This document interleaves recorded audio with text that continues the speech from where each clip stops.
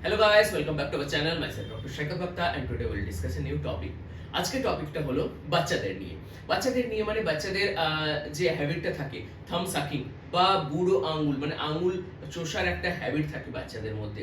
তো সেটা কি বাচ্চাদের জন্য ভালো না বাচ্চাদের জন্য খারাপ, সেটা থেকে কোনো কি সমস্যা আসার সম্ভাবনা আছে? যদি সমস্যা আসে তো এই হ্যাবিটটাকে আপনারা ব্রেক কিভাবে করবেন, এইসব বিষয়ে আমি আপনাদের সঙ্গে আজ আলোচনা করব। তো দেখতে থাকুন পুরো ভিডিওটা, জুড়ে থাকুন আমাদের সঙ্গে। ভিডিওটা ভালো লেগে থাকলে লাইক শেয়ার সাবস্ক্রাইব করবেন, যদি ফেসবুক থেকে দেখছেন তো ফলো করতে ভুলবেন না। তো আজকের বাচ্চাদের একটা হ্যাবিট যেটা জন্মের কিছু মাস পর থেকে লক্ষ্য করা যায়, যে বাচ্চারা হাতের বুড়ো আঙ্গুল কে মুখে, কেউ কোনো বাচ্চা একটা আঙ্গুল বা কোনো বাচ্চা দুটো আঙ্গুল মুখে নিয়ে শুয়ে আছে, মুখে আঙ্গুলটা চুষছে।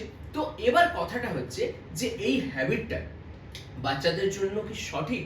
দেখুন, বাচ্চাদের একটা এজ পর্যন্ত, যেমন ধরুন 1 ইয়ার অ্যান্ড বা 1.5 ইয়ার মানে 1 থেকে 1.5 বছর পর্যন্ত বাচ্চাদের জন্য এটা দরকার, কারণ এটাই বাচ্চাদের ডেভেলপমেন্টে এই জিনিসটা হেল্প করে, মানে ওরাল ডেভেলপমেন্টে এই জিনিসটা হেল্প করে। 1-1.5 বছর পর্যন্ত বাচ্চারা করুক, কোনো অসুবিধা নেই, বাট তারপরে আপনাদের চেষ্টা করতে হবে এই হ্যাবিটটা আস্তে আস্তে ব্রেক করার জন্য। কারণ কি, এই হ্যাবিটটা যদি বাচ্চারা সবসময় করতে থাকে, 1-1.5 বছর পর থেকে বাচ্চাদের ডেন্টাল হেলথের ডেভেলপমেন্ট শুরু হয়।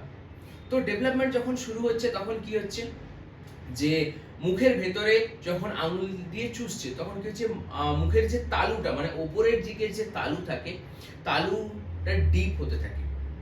বুঝতে পারলেন কি বলছি? মানে ডিপ প্যালেট যেটাকে বলে থাকে, আপনারা গুগলে সার্চ করলেও বুঝতে পারবেন। ডিপ প্যালেট বা ওপরের তালুটা ডিপ হতে থাকে। ওটাই কি সমস্যা আছে, ফিউচারে গিয়ে বাচ্চাদের ওখানে স্পিচ রিলেটেড প্রবলেম আসতে পারে। যেমন কথা বলতে গেলে কথায় জড়তা ভাব বা কথায় একটা অস্পষ্টতা, যেটা ভবিষ্যতে আসার সম্ভাবনা থাকে। তাছাড়া আরো একটা জিনিস কি আসতে পারে, বাচ্চারা যদি থাম সাকিং যদি লং টার্মের জন্য করতে থাকেন তো বাচ্চাদের মুখের প্রোফাইল চেঞ্জ হয়ে যাবে। মানুষের মুখ তো একটা লম্বা হয়, মানে একটা শেপ থাকে মুখে, তো সেই জায়গায় সামনের মানে ওপর এবং নিচের পাটির যে দাঁত থাকে, ওপরের পাটির দাঁত এবং নিচের পাটির দাঁত ঠিক এরকম থাকে, মানে ঠিক এইভাবে থাকে। ওটা কি হবে, আস্তে আস্তে বাইরের দিকে বেরিয়ে যাবে, মানে এইভাবে হয়ে যাবে।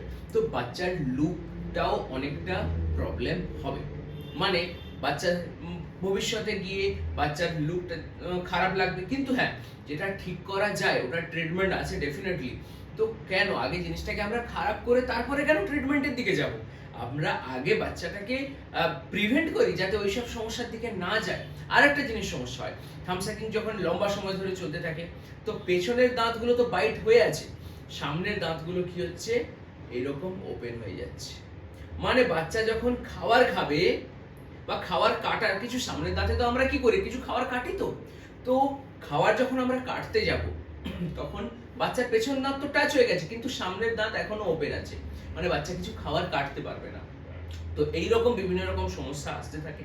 তো প্রথমত আপনারা বাড়িতে কিভাবে বাচ্চাদের এই ওরাল যে থাম সাকিং হ্যাবিট যেটা আছে, এই থাম সাকিং হ্যাবিটটাকে কিভাবে ব্রেক করবেন। বাড়িতে প্রথমে আপনারা চেষ্টা করুন যে বাচ্চা যখন থাম সাকিং করছে তো বাচ্চাকে আপনারা ডিস্ট্রাক্ট করার চেষ্টা করুন। কি বললাম বুঝতে পারলেন? বিভিন্ন টাইপের ডিস্ট্রাক্ট। বাচ্চারা যখন থাম সাকিং করছে তখন বাচ্চাদেরকে কিছু গেম রিলেটেড মানে খেলার দিকে আপনারা ঝুঁকিয়ে দিতে পারেন, বাচ্চাদের কিছু খেলতে লাগিয়ে দিতে পারেন, বা আপনারা বাচ্চার সঙ্গে খেলতে পারেন। বা যখন দেখছেন এইসব করার পরেও আপনাদের সম্ভব হচ্ছে না, হ্যাবিট আপনারা ব্রেক করতে পারছেন না, তখন আপনাদের ডেফিনেটলি ডেন্টিস্টের সঙ্গে কনসাল্ট করতে হবে, কারণ আমাদের কাছে বিভিন্ন রকম অ্যাপ্লায়েন্সেস থাকে হ্যাবিট ব্রেক করার জন্য। যখন দেখবেন 2.5 বছর থেকে 3 বছর, তখন অলরেডি লেট হয়ে গেছে।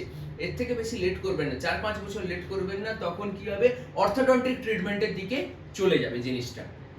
যাই হোক, এইভাবে বাচ্চার থাম সাকিং হ্যাবিটটাকে আপনারা ব্রেক করুন। ধন্যবাদ, দেখা হচ্ছে পরের ভিডিওতে। ততক্ষণ পর্যন্ত জুড়ে থাকুন। ভিডিওটা ভালো লেগে থাকলে লাইক শেয়ার সাবস্ক্রাইব করবেন এবং ফেসবুক থেকে দেখলে ফলো করতে ভুলবেন না।